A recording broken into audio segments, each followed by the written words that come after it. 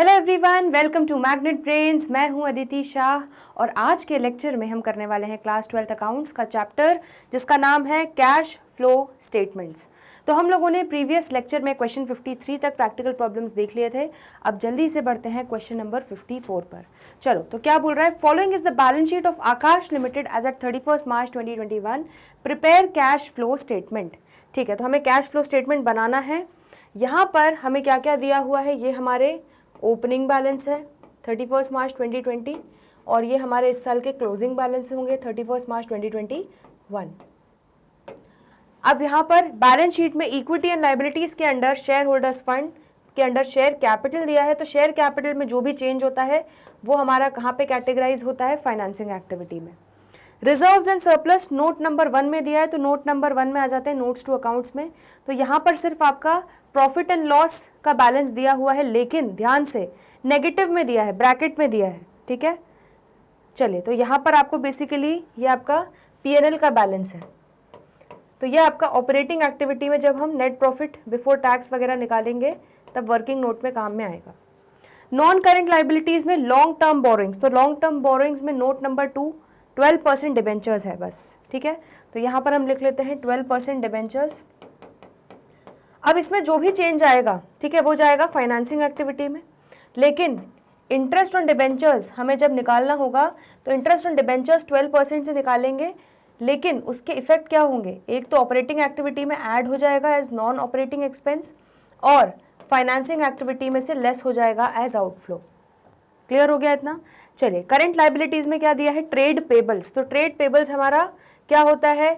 Operating activity में working capital changes के under आएगा। ठीक है, क्योंकि करंट लायबिलिटी है। देन नॉन करंट एसेट्स में दिया है प्रॉपर्टी प्लांट एंड इक्विपमेंट के under tangible assets that is machinery. तो मशीनरी का ओपनिंग क्लोजिंग बैलेंस दिया है। यहाँ पर कुछ भी नोट नहीं दिया है और ना ही अक्यूमुलेटेड डेप्रिसिएशन अलग से दिया है। इसका मतलब क्या है? ये सिर्फ एक लाइन पढ़ के आपको समझ में आ जाना चाहिए कि हर साल जो डेप्रिसिएशन लग रहा है उससे हमारी एसेट की वैल्यू हम कम करते जा रहे हैं। ठीक है, तो ये बेसिकली आपकी रिटन डाउन वैल्यू है एसेट की, ना कि कॉस्ट है। आ रहा है समझ में मैं क्या बोलना चाह रही हूँ? चलो, तो ये हमारा कहाँ पर आ जाएगा? इन्वेस्टिंग एक्टिविटी में। क्लियर है इतना? और डेप्रिसिएशन ड्यूरिंग द ईयर जो भी होगा हमारा, वो हमारा आ जाएगा ऑपरेटिंग एक्टिविटी में। चलिए, नॉन करेंट इन्वेस्टमेंट्स में भी जो चेंज है वो इन्वेस्टिंग एक्टिविटी का पार्ट बनेगा। करंट एसेट्स में inventories, trade receivables and cash equivalents. तो इन्वेंट्रीज और ट्रेड रिसीवेबल्स ये दोनों हमारे ऑपरेटिंग एक्टिविटी का वर्किंग कैपिटल चेंजेस का हिस्सा बनेंगे और कैश एंड कैश इक्विवेलेंट्स में हमारा लगेगा एंड का तड़का। क्लियर हो गया इतना? चलिए, तो बैलेंस शीट हमने बढ़िया पढ़ ली। अब आगे देखते हैं, नोट्स टू अकाउंट्स भी देख लिए थे। अब आ जाते हैं एडिशनल इन्फॉर्मेशन पे। अब क्या बोल रहे हैं कि डिबेंचर्स इशू किए थे 1 जनवरी 2021। तो ये उन्होंने क्यों बताया है? उन्होंने इसलिए बताया है कि हम लोगों को अगर इंटरेस्ट ऑन डिबेंचर्स कैलकुलेट करना है तो इस डेट को ध्यान में रखना है। ठीक है, क्लियर हो गया? तो यहाँ पर 1 जनवरी 2021 को डिबेंचर्स हमने जो नए इशू किए हैं वो 1 तारीख को इशू किए हैं। ठीक है, तो उसके अकॉर्डिंगली हम इंटरेस्ट कैलकुलेट करेंगे पीरियोडिक बेसिस पे। Second, machinery costing 5 lakh on which depreciation charged was 1,75,000 was sold for rupees 3,75,000। ये सेकेंड नोट हमें पढ़ के समझ में आ गया कि भाई इसका तो हमें लेजर अकाउंट बनाना पड़ेगा। ठीक है, तो मशीनरी अकाउंट का लेजर अकाउंट बना लेंगे। Depreciation charge during the year amounted to 2 lakh. ठीक है, तो ये दोनों आपके मशीनरी अकाउंट का हिस्सा बन जाएंगे। Non current investments were sold at a profit of 20%। तो यहाँ पर क्लियरली आपको नॉन करेंट इन्वेस्टमेंट्स का भी लेजर अकाउंट बनाना पड़ेगा। क्लियर हो गया इतना? चलिए, अब मेन क्वेश्चन पे जाने से पहले, ये हमारा फॉर्मेट रेडी है, लेकिन मेन फॉर्मेट पे जाने से पहले, मेन क्वेश्चन पे जाने से पहले मेहनत तो करनी पड़ेगी। तो चलिए वर्किंग नोट्स आप पे आ जाते हैं और वर्किंग नोट्स पहले बना लेते हैं। तो वर्किंग नोट्स में हम 2 लेजर्स बना रहे हैं। एक बना रहे हैं मशीनरी अकाउंट और एक बना रहे हैं नॉन करेंट इन्वेस्टमेंट्स अकाउंट। ठीक है, तो क्वेश्चन देख के आपको इतनी समझ आ जानी चाहिए कि हमें किस किस के लेजर अकाउंट्स प्रिपेयर करने पड़ेंगे। तो यहाँ पर लिख लेते हैं machinery account, working note number 1, और ये हो जाएगा वर्किंग नोट नंबर 2।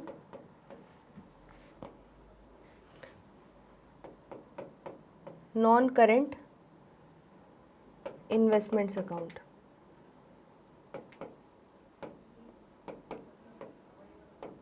ठीक है, सबसे पहले लिख लेते हैं यहाँ पर opening closing balance to balance brought down by balance carried down. Similarly ये भी एसेट है तो डेबिट साइड में आ जाएगा टू बैलेंस ब्रॉट डाउन और यहाँ पर आ जाएगा bye balance carried down. Clear हो गया इतना? चलिए, तो मशीनरी अकाउंट का ओपनिंग क्लोजिंग बैलेंस देख लेते हैं। ओपनिंग बैलेंस था 12,50,000, क्लोजिंग था 17,25,000, तो 12,50,000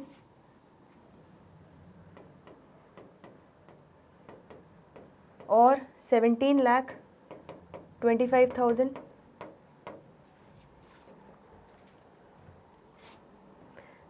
ठीक है, इतना क्लियर हो गया। नॉन करेंट इन्वेस्टमेंट्स कितना था? 5 लाख, क्लोजिंग बैलेंस था 3 लाख, तो यहाँ पर लिख लेते हैं 5 लाख और ये हो जाएगा 3 लाख। चलिए, तो ओपनिंग क्लोजिंग बैलेंस के बाद अब जो हमें इसके रिगार्डिंग इन्फॉर्मेशन दी हुई है, एडिशनल इन्फॉर्मेशन, वो देख लेते हैं।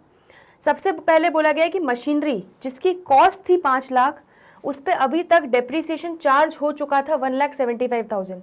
तो क्योंकि हम यहाँ पर अक्यूमुलेटेड डेप्रीसिएशन नहीं ले रहे हैं, मतलब हर साल हम डेप्रीसिएशन लगा के मशीन की वैल्यू कम कर रहे होंगे, तो ऑलरेडी 1,75,000 से मशीन की वैल्यू कम हो चुकी है। ठीक है, तो 5 लाख में से 1,75,000 गया, दैट मीन्स 3,25,000 बचा। तो 3,25,000 की वैल्यू वाली मशीनरी को हमने बेचा है कितने में? 3,75,000 में। इसका मतलब हमने कितने? 50,000 के प्रॉफिट पर बेचा है, 50,000 के गेन पर बेचा है। क्लियर हो रहा है? इतना समझ में आ रहा है? चलो, तो अब यहाँ पर हम लिख लेते हैं। तो मशीनरी को हम कितने में बेचा? हमने by bank account cell of machinery 3,75,000। ठीक है, उसकी वैल्यू कितनी थी? 3,25,000।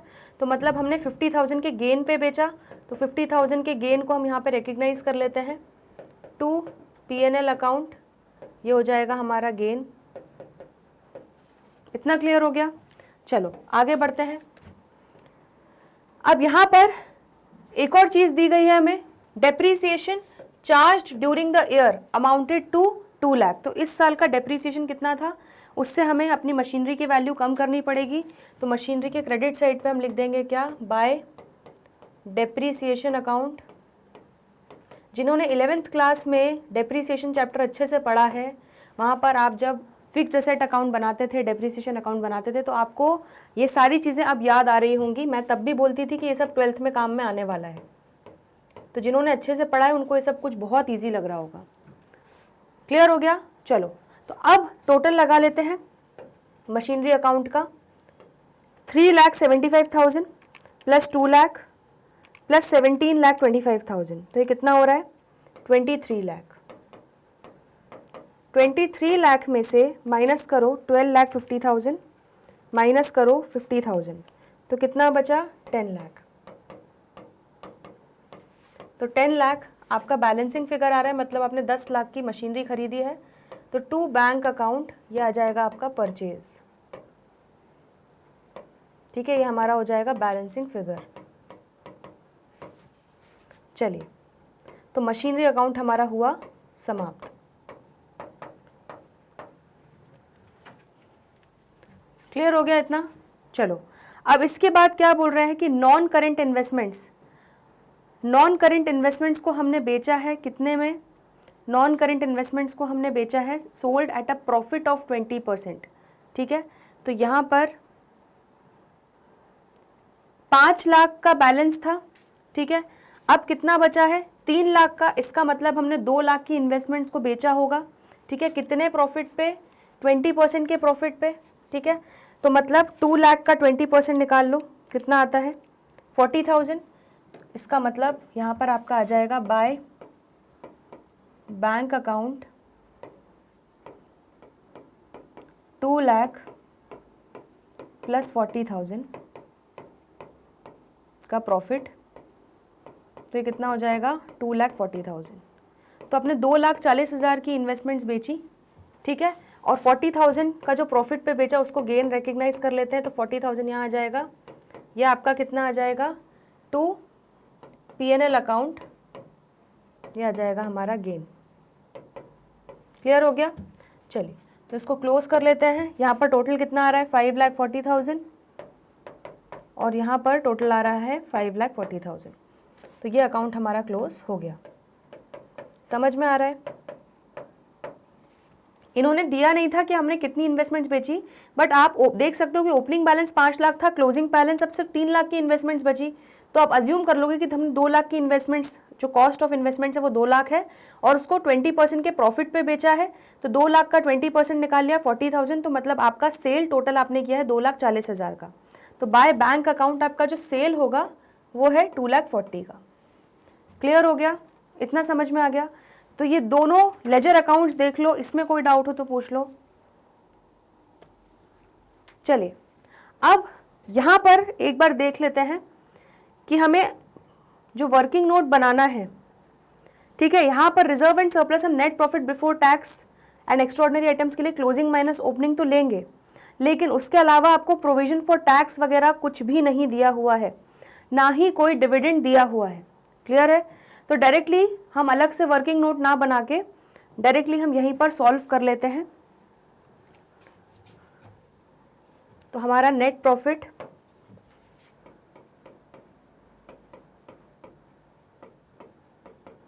Before tax and extraordinary items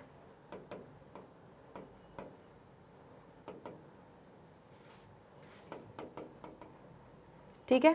तो net profit before tax and extraordinary items कितना हो जाएगा, तो यहाँ पर देख लेते हैं, हमें फिगर्स दिए हुए हैं। क्लोजिंग बैलेंस है -4,25,000 और ओपनिंग है -537,500।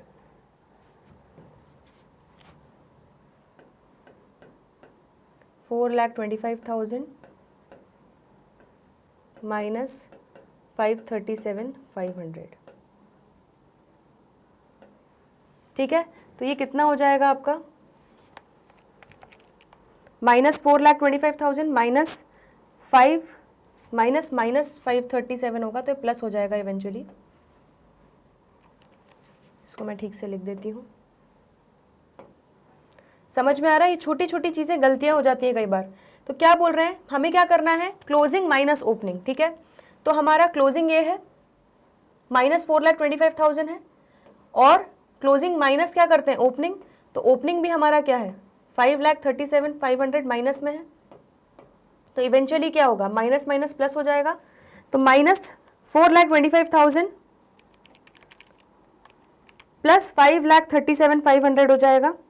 तो आपका आंसर क्या आ जाएगा, 1,12,500, ठीक है। ये आपका आ जाएगा net profit before tax and extraordinary items. और इसमें कोई एडजस्टमेंट था नहीं, तो अलग से हमने वर्किंग नोट नहीं बनाया, यहीं पर डायरेक्टली सॉल्व कर लिया। चलिए अब इसमें ऐड कर लेते हैं नॉन कैश और नॉन ऑपरेटिंग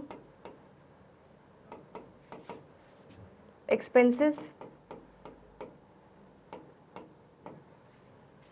तो non cash non operating expenses क्या क्या हो जाएंगे, आ जाइए वर्किंग नोट्स पे। सबसे पहले डेप्रीसिएशन इस साल का 2 लाख रुपए, ये हमारा नॉन कैश एक्सपेंस P&L में आया होगा, इसको ऐड बैक कर लेंगे। तो यहाँ पर लिख लेते हैं डेप्रीसिएशन,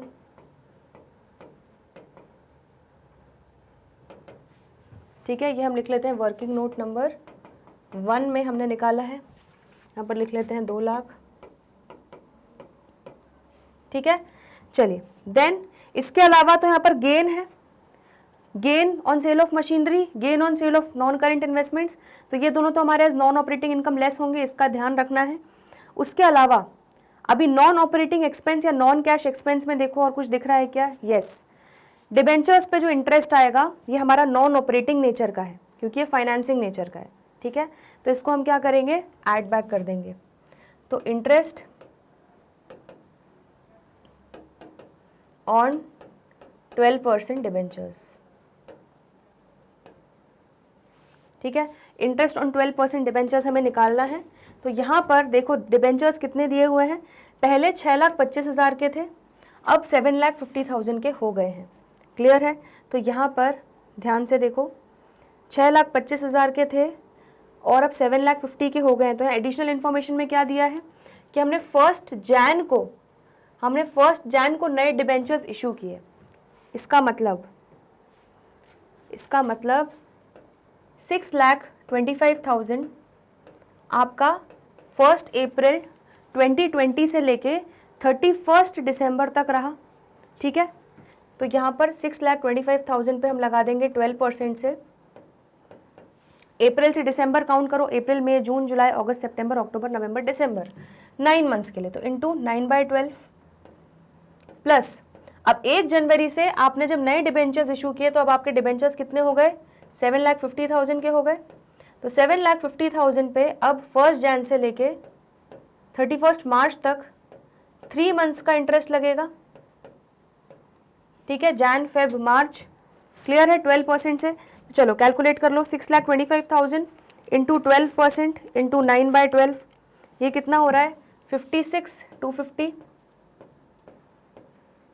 प्लस 7,50,000 इंटू 12% इंटू 3/12, तो ये कितना हो रहा है, 22,500। तो ये कितना हो गया आपका, 78,750। तो ये आपका नॉन ऑपरेटिंग एक्सपेंस भी ऐड हो गया, तो टोटल कितना ऐड हो जाएगा, 278,750। क्लियर हो गया? चलिए अब यहां पर लेस कर लेते हैं non operating income.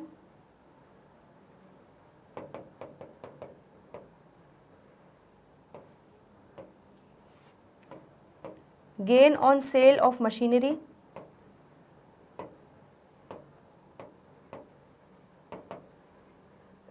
as per working note number 1, gain on sale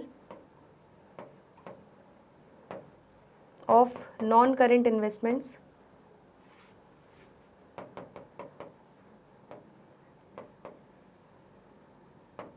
working note number 2। चलो, तो वर्किंग नोट नंबर 1 के अकॉर्डिंगली हमें कितना गेन हुआ है मशीनरी को बेचने पे, 50,000 का। ठीक है, और इन्वेस्टमेंट्स को बेचने पे कितना गेन हुआ है, 40,000 का। तो ये नॉन ऑपरेटिंग इनकम हमारी पीएनएल में मिली हुई होगी, इसको हम क्या कर लेंगे, लेस। तो 50,000 एंड 40,000। क्लियर हो गया इतना? चलिए, तो ये कितना हो जाएगा आपका, 90,000। अब ये नॉन ऑपरेटिंग की इम्प्योरिटीज हटाने के बाद, ठीक है, 1,12,500 में जब ऐड करेंगे 2,78,750, इसमें माइनस कर लेंगे 90,000, तो हमारा यहाँ पर 3,01,250, ये क्या बचेगा, operating profit. Operating profit before working capital changes.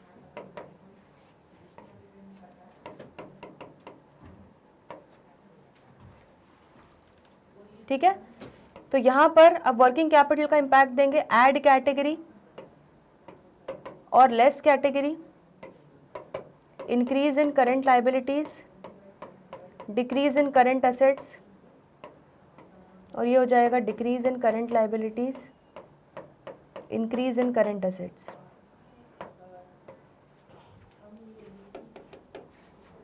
Clear है? अब सबसे पहले आ जाते हैं ऑपरेटिंग एक्टिविटी का, ये हमारा इम्पैक्ट खत्म हो चुका है, ये हो चुका है। चलिए, अब operating activity working capital changes में क्या एक आएगा, सबसे पहले ट्रेड पेबल्स आएगा, 6,75,000 था, अब 4,75,000 हो गया। इसका मतलब ये आपका डिक्रीज हो रहा है, कितने से डिक्रीज हो रहा है, 2 लाख से। तो यहाँ पर लिख लेंगे ट्रेड पेबल्स, डिक्रीज हमारा लेस कैटेगरी में जाएगा, ट्रेड पेबल्स 2 लाख,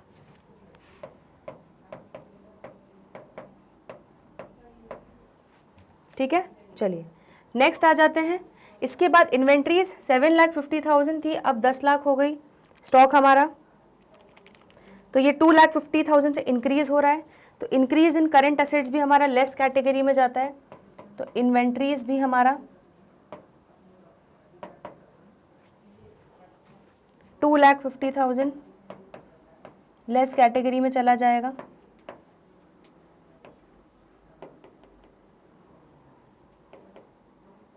नेक्स्ट इसके बाद है हमारा ट्रेड रिसीवेबल्स। तो ट्रेड रिसीवेबल्स 1,12,500 था, अब 6 लाख हो गया, तो ये भी इंक्रीज हो रहा है।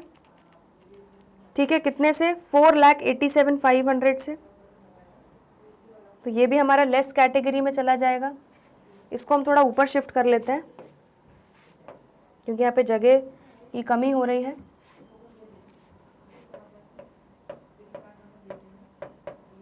दो लाख 2,50,000 और ये हो जाएगा 4,87,500।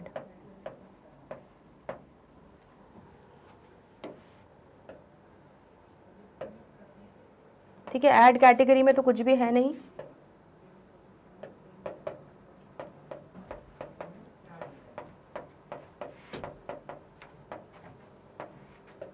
तो यहाँ पर आपका क्या क्या आ जाएगा? सबसे पहले आ जाएगा ट्रेड पेबल्स, देन आ जाएगा इन्वेंट्रीज, एंड देन आ जाएगा आपका ट्रेड रिसीवेबल्स।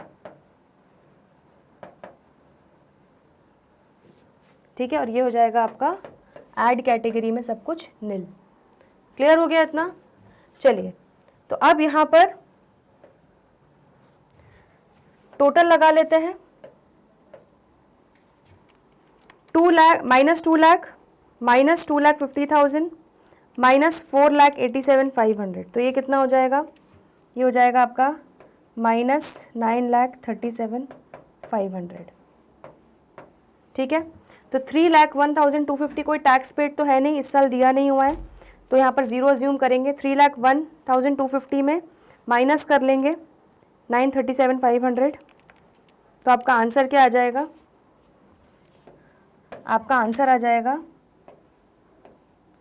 माइनस 6,36,250।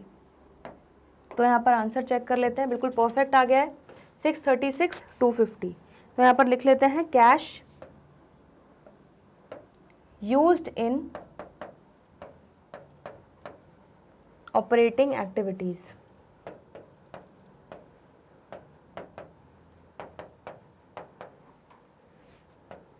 ठीक है, 6,36,250 नेगेटिव में आंसर आ रहा है। नोट कर लो, इसमें कोई डाउट हो तो पूछ लो। अब सेकंड एक्टिविटी है cash flow from investing activities. ठीक है, तो आ जाते हैं यहाँ पर वर्किंग नोट्स पे। सबसे पहले हमने मशीनरी बेची, कितने में बेची? 3,75,000 में, तो यहाँ पर लिख लेते हैं proceeds from sale of machinery.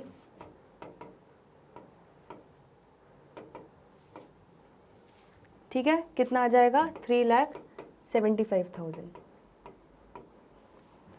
Then next non current investments भी बेची, कितने में बेची? 2,40,000 में, तो नॉन करेंट इन्वेस्टमेंट्स को बेचना भी हमारे इन्वेस्टिंग एक्टिविटी का पार्ट होगा। Proceeds from sale of non current investments.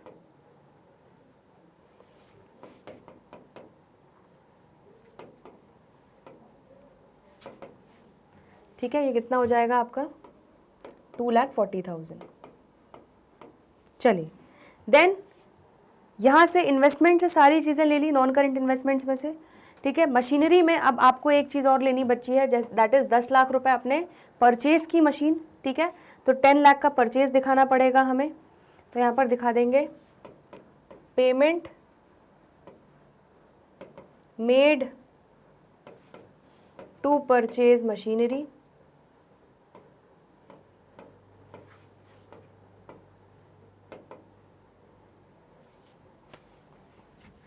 $10 lakh. ठीक है, एक बार जल्दी से आ जाते हैं बैलेंस शीट पे। तो बैलेंस शीट पे सारी चीज़ें देख लेते हैं। इन्वेस्टिंग एक्टिविटी का हमने टैंजिबल एसेट्स मशीनरी का इम्पैक्ट ले लिया, नॉन करेंट इन्वेस्टमेंट्स का भी इम्पैक्ट ले लिया। चलिए, तो परफेक्टली हमारा ये चीज़ भी सॉल्व हो गया। ठीक है, नॉन करेंट इन्वेस्टमेंट्स पर सोल्ड एट अ प्रॉफिट 20%, ये चीज़ भी आ गया। अब इन्वेस्टिंग एक्टिविटी को कंक्लूड कर लेते हैं और आंसर निकाल लेते हैं। तो इन्वेस्टिंग एक्टिविटी में 3,75,000 आया, 2,40,000 आया, माइनस 10 लाख गया, तो कितना आंसर आ गया? माइनस 3,85,000। ठीक है, तो cash used in investing activities 3,85,000 आ जाएगा। बिल्कुल परफेक्ट आंसर आ गया है। यहाँ पर लिख लेते हैं cash used in investing activities.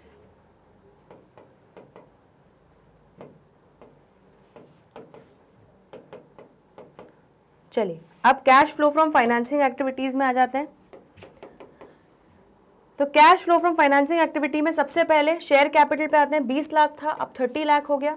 तो 10 लाख के आपने शेयर्स इशू किए, उसके अगेंस्ट आपको प्रोसीड्स मिला। Proceeds from issue of share capital 10 lakh रुपए। देन नेक्स्ट फाइनेंसिंग एक्टिविटी आपकी क्या हो जाएगी? लॉन्ग टर्म बोरोइंग्स में 12% डिबेंचर्स 6,25,000 था, अब 7,50,000 हो गया। ठीक है, चलिए तो यहाँ पर लिख लेते हैं proceeds from issue of 12% debentures. ठीक है, तो ये कितना था? 6,25,000 था, अब 7,50,000 हो गया। एक बार चेक कर लेते हैं। 7,50,000 से 7,50,000 माइनस 6,25,000, तो ये हो जाएगा 1,25,000। ठीक है, इसके बाद इन डिबेंचर्स पे हमने इंटरेस्ट भी पे किया, तो इंटरेस्ट पेड ऑन 12% डिबेंचर्स, ये हमने ऑलरेडी कैलकुलेट किया हुआ है। वर्किंग नोट हमारे ऑपरेटिंग एक्टिविटी में ये पूरा बनाया हुआ है। टोटल कितना इंटरेस्ट आ रहा है? 78,750। तो यहाँ पर लिख लेते हैं 78,750 हमने इंटरेस्ट पे किया। चलिए, अब देखते हैं और फाइनेंसिंग एक्टिविटी की आई थिंक हमने सारी चीज़ें कंसिडर कर ली हैं बिल्कुल परफेक्टली। पूरा क्वेश्चन कंप्लीट हो चुका है। चलिए, तो अब बस इसको भी क्लोज करते हैं, फाइनेंसिंग एक्टिविटीज़ को भी। 10 लाख आया प्लस 1,25,000 आया, माइनस 78,750 गया, तो कितना बचा? 10,46,250। तो आपका cash flow from financing activities आ जाएगा 10,46,250। बिल्कुल परफेक्ट आंसर आ चुका है। तो यहाँ पर लिख लेते हैं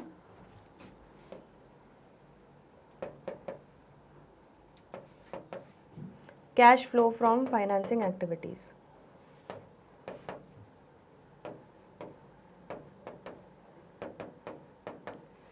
ठीक है, तो ये हमारी डिश प्रिपेयर हो चुकी है।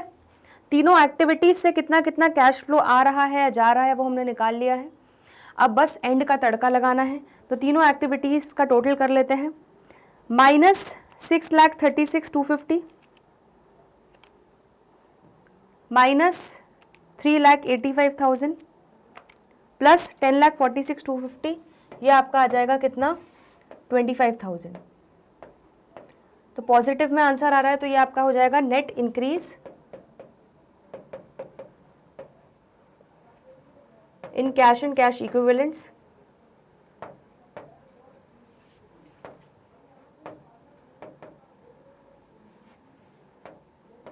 One plus 2 plus 3। ठीक है, इसमें अब ऐड करते हैं opening cash and cash equivalents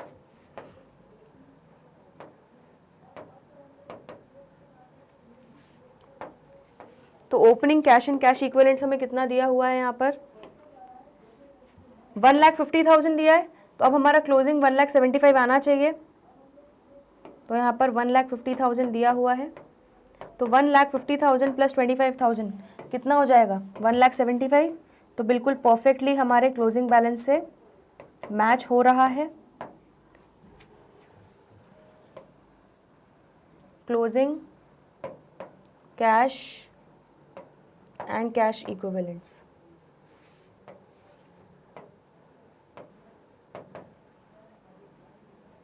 चलिए नोट कर लीजिए, इस क्वेश्चन में कोई भी डाउट हो तो पूछ लीजिए।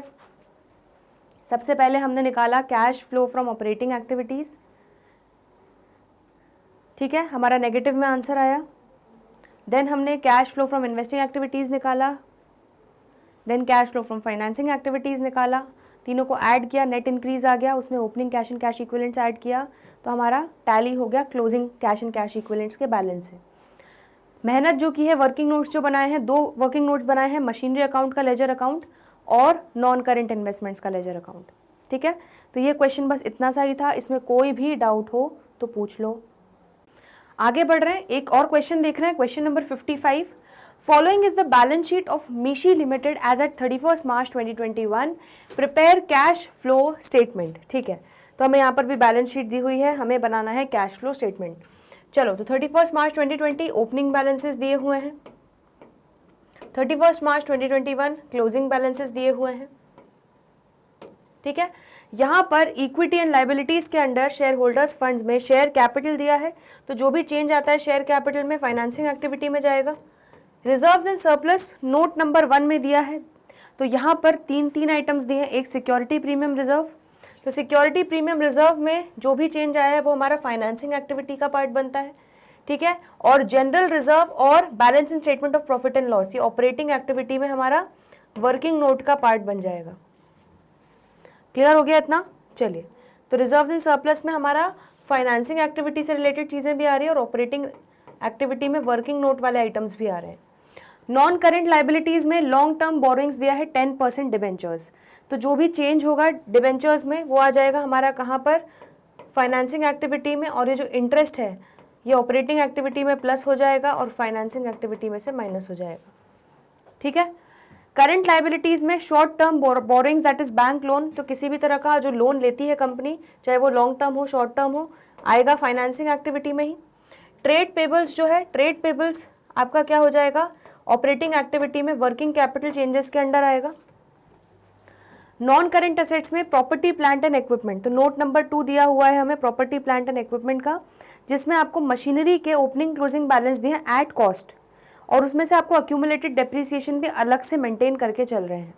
तो इसका मतलब क्या हो रहा है, यहाँ पर डेप्रिसिएशन का एक मटका मेंटेन हो रहा है, हर साल मशीनरी को हम कॉस्ट पे ही दिखा रहे हैं, उसको डेप्रिसिएशन की वैल्यू से कम नहीं कर रहे, ठीक है। तो यहाँ पर आपका इन्वेस्टिंग एक्टिविटी जो भी परचेज सेल आएगा वो सब आपका यहाँ आ जाएगा, और डेप्रिसिएशन का इफेक्ट जो है वो आ जाएगा आपका कहाँ पर, ऑपरेटिंग एक्टिविटी में। नॉन करेंट इन्वेस्टमेंट्स में जो भी चेंज आया है इन्वेस्टिंग एक्टिविटी का पार्ट होगा। करेंट एसेट्स के under current investments, trade receivables और कैश एंड कैश इक्विवेलेंट्स, तो कैश एंड कैश इक्विवेलेंट्स में भी हमें क्या क्या दिया हुआ है, कैश इन हैंड और कैश एट बैंक, ठीक है। तो यहाँ पर क्लियरली आपका current investments, cash and cash equivalents में से cash in hand, cash at bank, ये सब कुछ एक ही उसके भाई हैं ये, ठीक है, दोनों सब भाई भाई हैं। तो हमें यहाँ पे कैश एंड कैश इक्विवेलेंट्स का ही पार्ट बन रहा है, तो यहाँ पर हम क्या लगा देंगे, एंड में तड़का। और ट्रेड रिसीवेबल्स हमारा क्या हो जाएगा, ऑपरेटिंग एक्टिविटी में वर्किंग कैपिटल चेंजेस का पार्ट। चलिए अब आ जाते हैं आगे, सारे नोट्स देख लिए, बैलेंस शीट पढ़ लिया। अब एडिशनल इन्फॉर्मेशन क्या बोल रहे हैं, during the year machinery costing 1,40,000, accumulated depreciation उस पर प्रोवाइड हो चुका है 1,10,000, उसको हमने बेचा है 20,000 में, ठीक है। क्लियर हो रहा है? तो यहाँ पर आपको क्लियरली आपके दिमाग की बत्ती जल जानी चाहिए कि हमें मशीनरी अकाउंट बनाना पड़ेगा और साथ ही साथ अक्यूमुलेटेड डेप्रिसिएशन अकाउंट भी बनाना पड़ेगा। During the year non current investment costing 80,000 were sold at a profit of 16,000, तो यहाँ पर नॉन करेंट इन्वेस्टमेंट का भी लेजर अकाउंट बनाना पड़ेगा, ठीक है। डिबेंचर्स को हमने इशू किया है 31 मार्च 2021, अरे वाह, मतलब हमने ईयर एंड पे डिबेंचर्स को इशू किया, ऐसा हम यहाँ पर दिया हुआ है, तो इंटरेस्ट तो लगेगा ही नहीं, ठीक है। इंटरेस्ट हमारा किस चीज़ पे लगेगा, ओपनिंग बैलेंस पे। तो यहाँ पे पीरियोडिक बेसिस पे निकालने की ज़रूरत नहीं है, जो हमारा इंटरेस्ट ऑन डिबेंचर होगा वो पूरा पूरा आपके ओपनिंग बैलेंस पे ही लग जाएगा, क्योंकि जो भी नए डिबेंचर्स इशू कर रहे हैं वो हम ईयर एंड पे इशू कर रहे हैं, 31 मार्च पे इशू कर रहे हैं, ये हम मान के चल रहे हैं, ऐसा आपको क्वेश्चन में दिया हुआ है। चलिए, तो बहुत सारी चीज़ें हैं इस क्वेश्चन में। सबसे पहले हमें पूरी मेहनत करनी पड़ेगी, बहुत सारे वर्किंग नोट्स बनाने पड़ेंगे, फिर जाके हम मेन क्वेश्चन पर आ पाएंगे। चलिए, तो वर्किंग नोट्स में हम लेजर अकाउंट्स बना लेते हैं। एक हो जाएगा हमारा मशीनरी अकाउंट, एक हो जाएगा हमारा अक्यूमुलेटेड डेप्रिसिएशन अकाउंट, एक हो जाएगा हमारा इन्वेस्टमेंट्स अकाउंट,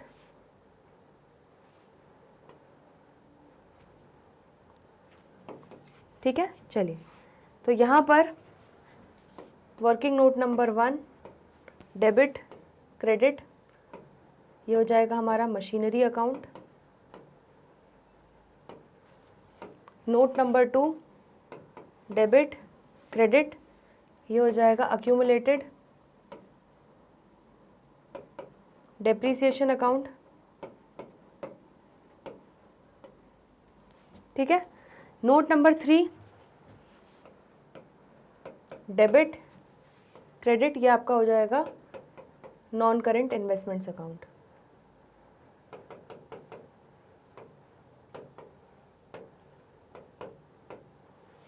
चलिए, अब सबसे पहले यहां पर लिख लेते हैं to balance brought down by balance carried down, ठीक है। अक्यूमुलेटेड डेप्रिसिएशन लायबिलिटी नेचर का अकाउंट है, तो यहाँ पे ओपनिंग बैलेंस क्रेडिट साइड पे आएगा, by balance brought down to balance carried down. चलिए, अब सबसे पहले आ जाते हैं मशीनरी अकाउंट। तो नोट्स टू अकाउंट्स में हमारा मशीनरी ओपनिंग बैलेंस दिया है 14 लाख, क्लोजिंग बैलेंस दिया है 21,40,000। तो 14 लाख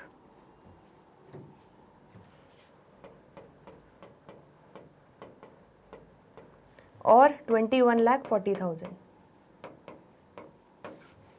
चलिए, वहीं पर अक्यूमुलेटेड डेप्रिसिएशन हमें कितना दिया हुआ है, अक्यूमुलेटेड डेप्रिसिएशन हमें दिया हुआ है 1,90,000 ओपनिंग बैलेंस है और 2,40,000 क्लोजिंग बैलेंस है।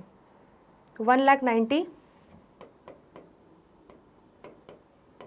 एंड 2,40,000।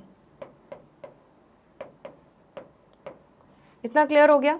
चलिए, अब यहाँ पर आ जाते हैं एडिशनल इन्फॉर्मेशन पे। तो एडिशनल इन्फॉर्मेशन पे हमें यहाँ पर क्या दिया हुआ है कि ड्यूरिंग द ईयर एक मशीनरी थी जिसकी कॉस्ट थी 1,40,000, उस पर अभी तक अक्यूमुलेटेड डेप्रिसिएशन इकट्ठा हो चुका है 1,10,000। इसका मतलब उसकी वैल्यू कितनी बची है, 30,000। तो 30,000 की वैल्यू बची है मशीनरी की, उसको हमने बेच दिया है कितने में, सेल फॉर 20,000, ठीक है। तो 20,000 में उसकी सेल हो चुकी है। इसका मतलब 30,000 की वैल्यू वाली मशीनरी को 20,000 में बेचा, मतलब 10,000 के नुकसान पे बेचा, ठीक है। तो चलिए यहाँ पर लिख लेते हैं। सबसे पहले तो जो मशीनरी बेची उस पर अभी तक का जो अक्यूमुलेटेड डेप्रिसिएशन इकट्ठा हो चुका है उसको अब यूटिलाइज करने की बारी आ चुकी है, क्योंकि उसको अब हम बेच रहे हैं। तो टू मशीनरी अकाउंट कर देंगे कितना, 1,10,000, ठीक है। और यहाँ पर लिख देंगे मशीनरी अकाउंट के क्रेडिट साइड में, अक्यूमुलेटेड डेप्रिसिएशन के डेबिट साइड में लिखेंगे टू मशीनरी, मशीनरी के क्रेडिट साइड में लिखेंगे बाय अक्यूमुलेटेड डेप्रिसिएशन।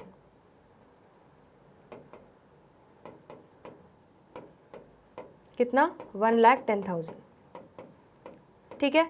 मशीनरी को कितने में बेचा, 20,000 में, तो बाय बैंक अकाउंट सेल कितना हो जाएगा, 20,000, और 10,000 रुपये क्या हो जाएगा, P&L अकाउंट में लॉस रिकग्नाइज कर लेंगे 10,000 का। 30,000 की वैल्यू थी मशीन की, तो 20,000 में बेची, मतलब 10,000 का लॉस हुआ, ठीक है। इस तरह से हमने सारी पोस्टिंग कंप्लीट कर ली है। अब यहाँ पर हमें क्लोज करना है मशीनरी अकाउंट को।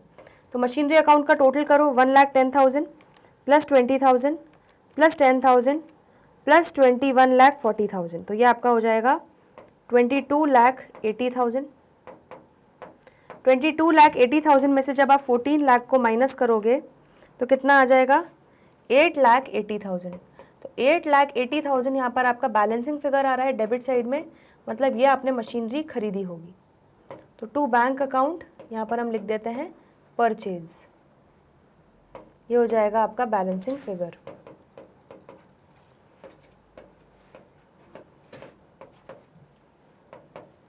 क्लियर हो गया इतना? चलिए, तो मशीनरी अकाउंट कंप्लीट हो गया। अब इसी तरह से अक्यूमुलेटेड डेप्रिसिएशन देख लेते हैं, ये कितना हो रहा है टोटल 3,50,000 हो रहा है। तो 3,50,000 में से जब आप माइनस करोगे 1,90,000 तो आपका इस साल का डेप्रिसिएशन आ जाएगा 1,60,000। ठीक है, तो इस साल का अपना कितना डेप्रिसिएशन मटके के अंदर डाला वो निकल जाएगा बाय डेप्रिसिएशन अकाउंट 1,60,000। ये भी हमारा क्या हो जाएगा बैलेंसिंग फिगर। इतना क्लियर हो गया? चलो जल्दी से ये दोनों वर्किंग नोट्स नोट कर लो, उसके बाद नेक्स्ट वर्किंग नोट पे बढ़ रहे हैं। ठीक है, तो थर्ड वर्किंग नोट है हमारा नॉन करेंट इन्वेस्टमेंट्स का। तो चलिए नॉन करेंट इन्वेस्टमेंट्स का भी ओपनिंग बैलेंस और क्लोजिंग बैलेंस लिख लेते हैं। To balance brought down by balance carried down. तो नॉन करेंट इन्वेस्टमेंट्स का हमें कितना कितना दिया हुआ है बैलेंस यहाँ पर देख लेते हैं। 2 लाख और कितना हो गया 2,70,000 क्लोजिंग।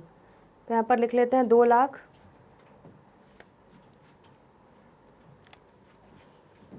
2 लाख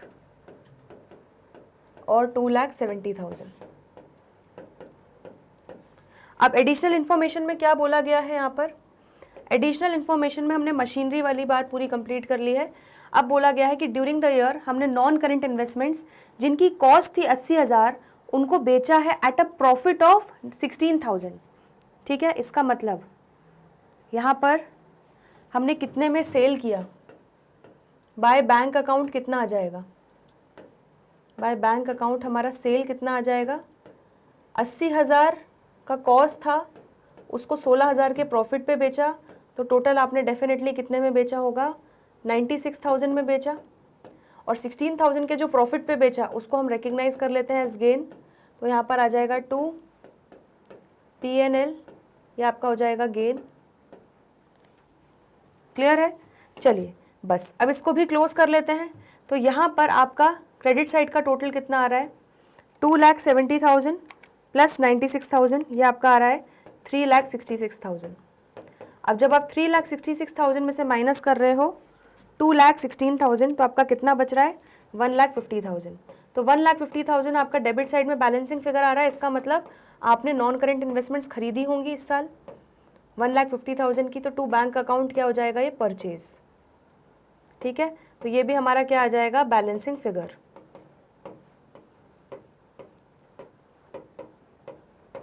चलिए, तो नोट नंबर 3 क्लियर हो गया, नॉन करेंट इन्वेस्टमेंट्स बहुत इजी था। चलिए अब आ जाते हैं नोट नंबर 4 पे। तो note number 4 net profit during the year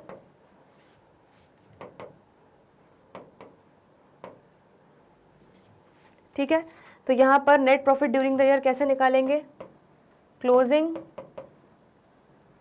surplus minus opening surplus.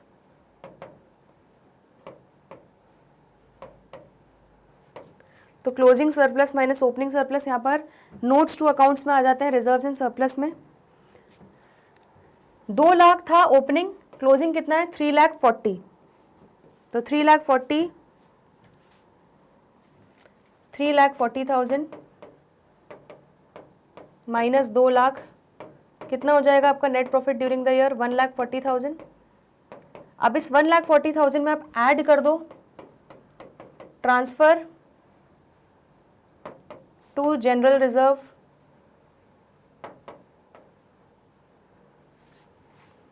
ठीक है, तो ट्रांसफर टू जनरल रिजर्व्स कितना हो जाएगा, यहाँ पर 2,40,000 था, अब 3 लाख हो गया।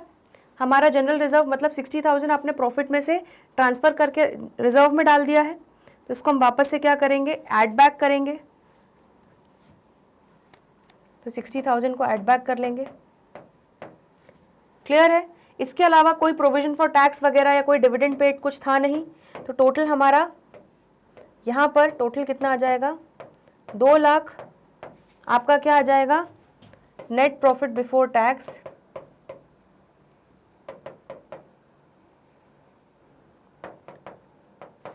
And extra ordinary items.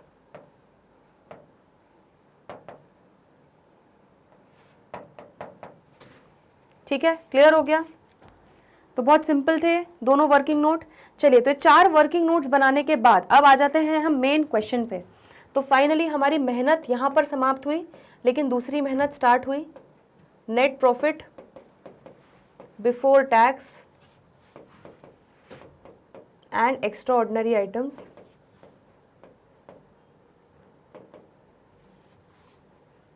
ये हमने कैलकुलेट किया है वर्किंग नोट नंबर 4 में। तो वर्किंग नोट नंबर 4 में हमारा कितना आ रहा है, net profit before tax and extraordinary items 2 lakh. चलिए, तो अब ये क्वेश्चन स्टार्ट हो रहा है cash flow from operating activities में। सबसे पहले ऐड करेंगे नॉन कैश और नॉन ऑपरेटिंग एक्सपेंसेस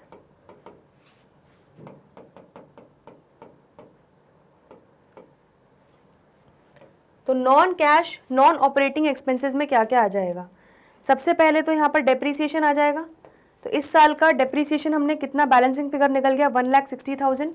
तो यहाँ पर लिख लेते हैं डेप्रीसिएशन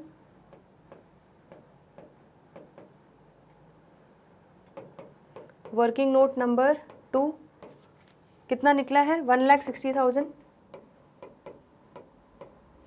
ठीक है, इसके अलावा और क्या, इसमें तो आपका सारी चीज़ें हो चुकी हैं अक्यूमुलेटेड डेप्रीसिएशन में। अब आ जाते हैं मशीनरी अकाउंट में। तो मशीनरी अकाउंट में आपका loss on sale of machinery कितना है, 10,000। तो ये भी आपका नॉन ऑपरेटिंग नेचर का एक्सपेंस है, तो इसको भी हम ऐड बैक कर लेंगे। तो loss on sale of machinery ये हो जाएगा आपका वर्किंग नोट नंबर 1, कितना, 10,000। चलिए, तो वर्किंग नोट्स में से तो हमने non cash non operating expenses ले लिए। अब आ जाते हैं बैलेंस शीट में। तो बैलेंस शीट में इसके अलावा आपका interest on debentures, yes interest on debentures calculate होगा 10% डिबेंचर्स पे। तो यहाँ पर आ जाते हैं,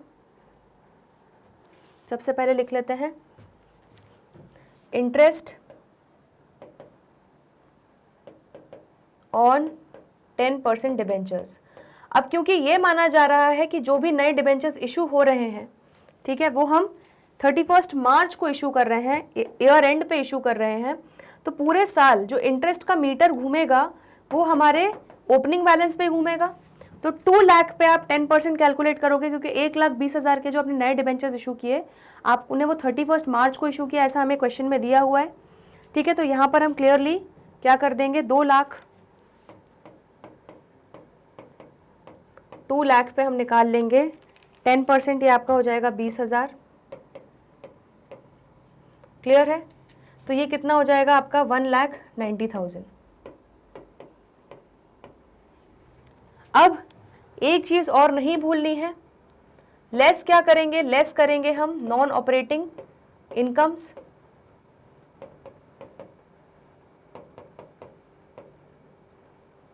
तो नॉन ऑपरेटिंग इनकम को हम लेस करेंगे। यहाँ पर हमारी एक नॉन ऑपरेटिंग इनकम हुई है, अगर आप भूल गए हो तो 16,000 का गेन नॉन करेंट इन्वेस्टमेंट्स को बेचने पे। ठीक है, तो ये एक एक चीज़ को ध्यान रखना बहुत इंपॉर्टेंट है।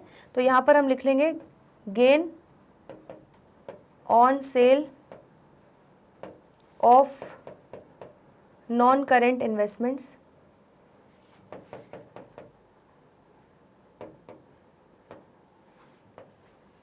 ठीक है, ये आपका कितना आ जाएगा 16,000। तो बस ये एक ही आइटम है नॉन ऑपरेटिंग इनकम में। चलिए, तो अब फाइनली 2 लाख में ऐड करो 1,90,000 और माइनस करो 16,000, तो हमारा आंसर आ रहा है 3,74,000। तो सारे नॉन ऑपरेटिंग एक्सपेंस और इनकम की इम्प्योरिटीज निकालने के बाद हमारा क्या आ जाएगा, pure operating profit, operating profit before working capital changes.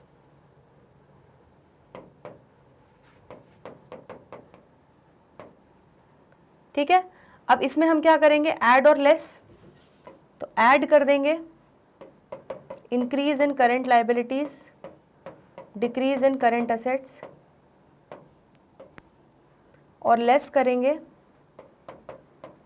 Decrease in current liability, increase in current asset.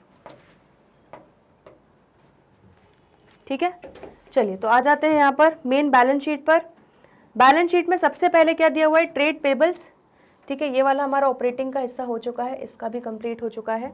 चलिए, तो ऑपरेटिंग एक्टिविटीज़ में हमारा ट्रेड पेबल्स जो दिया हुआ है 1,80,000 था, 1,50,000 हो गया। इसका मतलब आपका 30,000 से ट्रेड पेबल्स कम हो गया, करंट लाइबिलिटीज़ कम हो गई। तो जब करंट लाइबिलिटीज़ कम हो जाती हैं तो उसको हम कहाँ लेते हैं, लेस वाली कैटेगरी में। तो ट्रेड पेबल्स कितना दिखा दोगे आप, लेस 30,000। चलिए परफेक्ट, अब आ जाते हैं आगे। नेक्स्ट इसके बाद आपका क्या बचा हुआ है, वर्किंग कैपिटल चेंजेस में आपका एक और चीज़ दिया हुआ है, ट्रेड रिसीवेबल्स। तो ट्रेड रिसीवेबल्स 4 लाख था, हो कितना गया, 1,80,000। इसका मतलब आपका करंट असेट्स कम हो रहे हैं। तो जब करंट असेट्स कम होते हैं तो उसको हम क्या करते हैं, ऐड।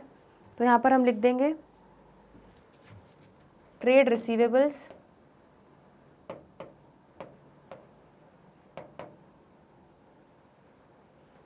ठीक है, 2,20,000। क्लियर हो गया। तो 2,20,000 में से जब आप 30,000 माइनस करोगे तो आपका नेट कितना आ जाएगा यहाँ पे, 1,90,000। अब यहाँ पर क्योंकि प्रोविजन फॉर टैक्स वगैरह कुछ भी हमारा tax paid during the year कुछ नहीं दिया हुआ है, तो डायरेक्ट हमारा यहाँ पर आंसर जो आएगा वो आएगा cash flow from operating activities. तो 3,74,000 प्लस 1,90,000 यह आपका हो जाएगा 5,64,000। चलिए तो आंसर चेक कर लेते हैं, बिल्कुल परफेक्ट आ गया है। Cash flow from operating activities 5,64,000 और net profit before tax and extraordinary items 2 lakh. ठीक है, चलिए बहुत बढ़िया। तो हम लोगों ने ये कैलकुलेट कर लिया, cash flow from operating activities. ठीक है, जल्दी से नोट करो first part cash flow from operating activities, और इसमें कोई डाउट हो तो पूछ लो। अब आगे बढ़ रहे हैं cash flow from investing activities पे। तो यहाँ पर आ जाते हैं वर्किंग नोट्स पे। सबसे पहले क्या क्या जाएगा इन्वेस्टिंग एक्टिविटीज में, हमारा मशीनरी जो हमने सेल की 20,000 की। चलिए तो यहाँ पर लिख लेते हैं proceeds from sale of machinery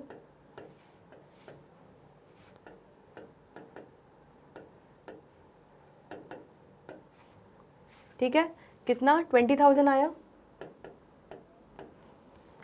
next machinery account में और क्या चीज़ आएगी आपकी इन्वेस्टिंग एक्टिविटी में, आपने 8,80,000 की मशीनरी परचेज की। ठीक है, जो हमारा बैलेंसिंग फिगर आया था, तो इसको हम लिख लेते हैं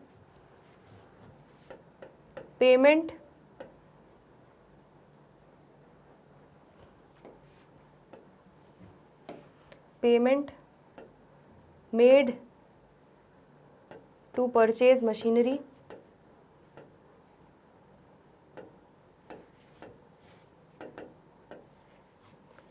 ठीक है, दोनों हमने वर्किंग नोट नंबर 1 से लिए हैं। कितना पेमेंट किया है, 8,80,000। चलिए तो मशीनरी अकाउंट से सारी चीज़ें ले चुके हैं, कहानी ख़त्म। अक्यूमुलेटेड डेप्रिसिएशन से सारी चीज़ें ले चुके हैं। ठीक है, नेट प्रॉफिट ये वाला पूरा आइटम हम ले चुके हैं 4th वर्किंग नोट से। अब आ जाते हैं नॉन करेंट इन्वेस्टमेंट पे। तो नॉन करेंट इन्वेस्टमेंट्स में हमने इन्वेस्टमेंट्स कितने में बेची, 96,000 में। तो यहाँ पर लिख देते हैं proceeds from sale of investments, sale of non current investments लिख लेते हैं,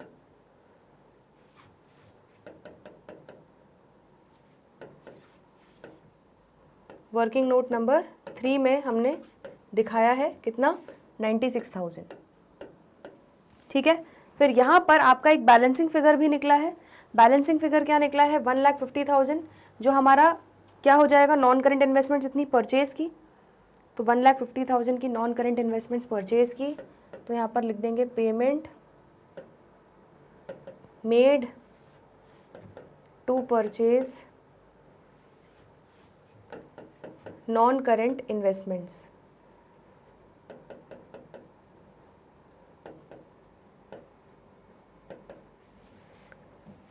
$1,50,000।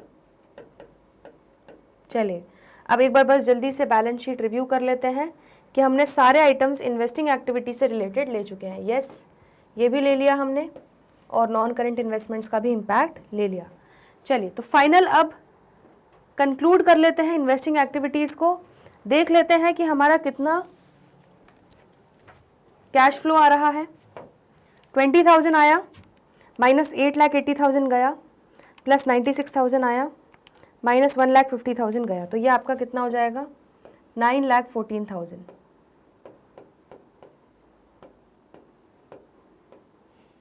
तो आंसर चेक कर लेते हैं एक बार हम। 9,14,000 हमारा आ जाएगा cash used in investing activities. ठीक है, नेगेटिव में आंसर आ रहा है हमारा, तो cash used in investing activities.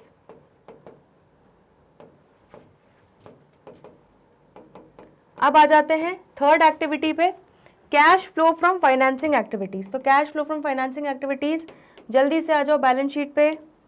तो बैलेंस शीट में हमारा शेयर कैपिटल कितना दिया हुआ है, 12 लाख था, अब कितना हो गया, 16 लाख, मतलब हमने 4 लाख का शेयर कैपिटल इशू किया है।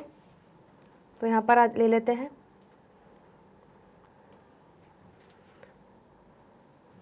Proceeds from issue of share capital,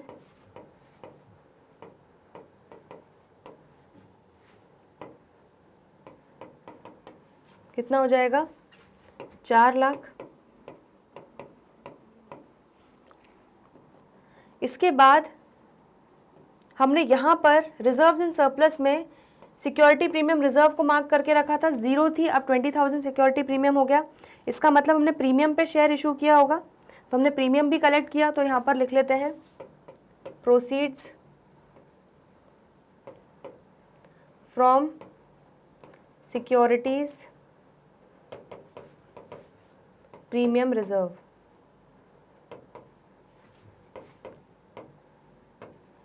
ठीक है, कितना हो जाएगा आपका, 20,000। चलिए, तो यहाँ पर हमारा रिजर्व्स एंड सरप्लस भी आ चुका है, सारी चीज़ें हम ले चुके हैं रिजर्व्स एंड सरप्लस की, ऑपरेटिंग वाली हो चुकी है और फाइनेंसिंग वाली भी हमने ले ली। अब आ जाते हैं लॉन्ग टर्म बोरिंग्स 10% डिबेंचर्स पे। तो 2 लाख के डिबेंचर्स थे, अब 3,20,000 के हो गए, तो हमने 1,20,000 के डिबेंचर्स इशू किए। तो यहाँ पर ले लेते हैं proceeds from issue of 10% debentures, कितना आ जाएगा, 1,20,000। अब इन्हीं डिबेंचर्स पर हमने इंटरेस्ट भी पे किया, तो उसको भी जल्दी से लिख लेते हैं, इंटरेस्ट पेड ऑन 10% डिबेंचर्स। हमने यहाँ पर निकाला था कितना इंटरेस्ट ऑन 10% डिबेंचर्स, 20,000 आ रहा है, तो हमने 20,000 का इंटरेस्ट पे किया। क्लियर हो गया इतना। चलिए अब जल्दी से और देख लेते हैं फाइनेंसिंग एक्टिविटी में और क्या क्या बचा हुआ है। तो यहाँ पर डिबेंचर्स का भी खेल खत्म। अब शॉर्ट टर्म बोरोइंग्स 1,10,000 की थी और 80,000 की हो गई। इसका मतलब हमारी बोरोइंग्स कम हो गई, मतलब हमने पे बैक कर दिया 30,000। तो यहाँ पर लिख लेते हैं रीपेमेंट ऑफ बैंक लोन, कितना हो जाएगा 30,000। क्लियर हो गया। तो हमने सारी चीज़ों को कंसिडर कर लिया है। अब टोटल कर लेते हैं फाइनेंसिंग एक्टिविटीज़ का। 4 लाख आया प्लस 20,000 आया प्लस 1,20,000 आया, माइनस 20,000 गया, माइनस 30,000 गया, तो आपका कितना बचा 4,90,000। तो 4,90,000 आपका हो जाएगा cash flow from financing activities. ठीक है, यहाँ पर परफेक्ट आ गया आंसर हमारा। चलिए, तो हमारी डिश प्रिपेयर हो चुकी है, बस अब तड़का लगाना बाकी है। Cash flow from financing activities.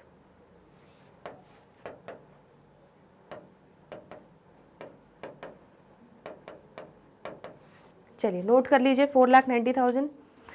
ठीक है, ये सेकेंड थर्ड एक्टिविटीज़ दोनों क्लियर हो गई, बढ़िया। अब लगाते हैं तड़का। तो सबसे पहले हमें नेट इंक्रीज या डिक्रीज निकालना पड़ेगा। 5,64,000 आया ऑपरेटिंग एक्टिविटीज से, माइनस 3,14,000 सॉरी माइनस 9,14,000 गया इन्वेस्टिंग एक्टिविटीज से। ठीक है, और प्लस 4,90,000 आया, तो यहाँ पर आपका 1,40,000 का पॉजिटिव आ रहा है, मतलब ये क्या हो जाएगा नेट इंक्रीज। तो net increase in cash and cash equivalents.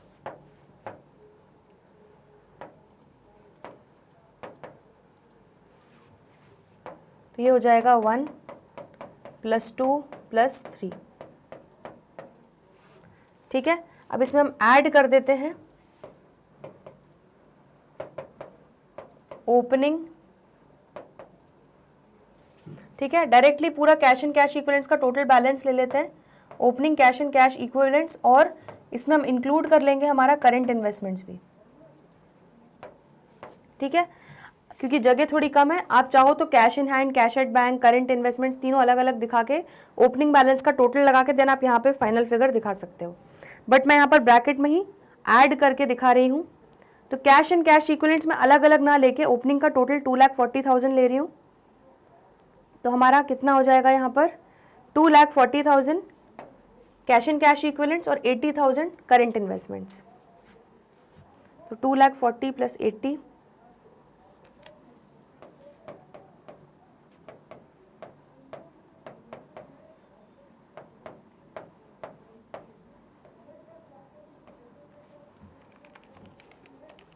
ये हो जाएगा 3,20,000।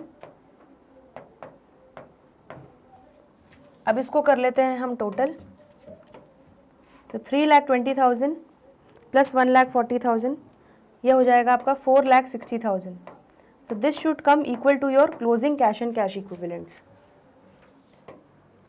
Closing cash and cash equivalents. ठीक है, तो एक बार जल्दी से देख लेते हैं हमारे closing balances.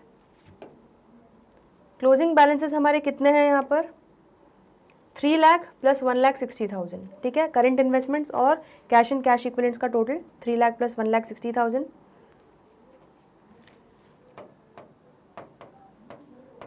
3 lakh + 1,60,000 is equal to 4,60,000। तो बिल्कुल परफेक्टली हमारा आंसर मैच हो चुका है, क्लोजिंग बैलेंस मैच हो चुका है कैश एंड कैश इक्विवेलेंट्स का।